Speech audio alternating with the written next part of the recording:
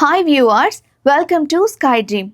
టాలీవుడ్లో సీక్వెల్స్ హవా కొన్ని రోజులు నడిచినా ఇప్పుడు చెప్పబడిపోయింది.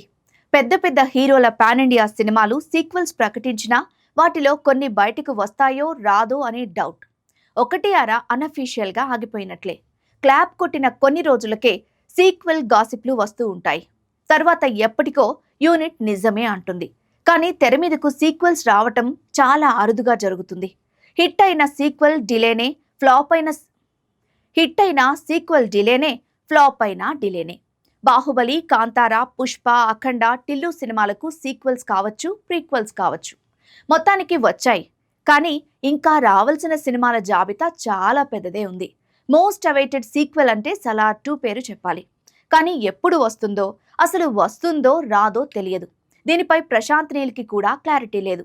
కానీ ఫ్యాన్స్ మాత్రం ఈ మూవీ మీద కోటి ఆశలతో ఉన్నారు. కల్కి 2 సినిమా ఖచ్చితంగా తీసి తీరాలి.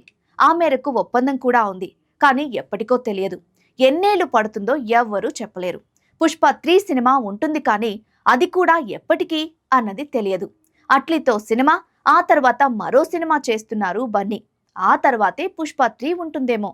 అంటే 2029కో రిలీజ్ అన్నమాట. కింగ్డమ్ సినిమాకు సీక్వెల్ అన్నారు.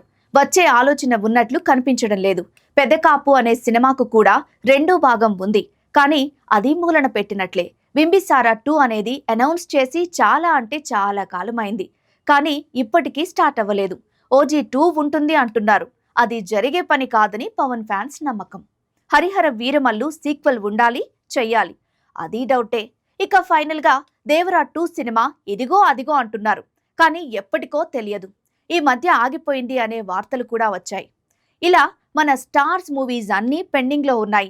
ఎప్పటికవుతాయో ఏమో అని అభిమానులు నిట్టూరుస్తున్నారు.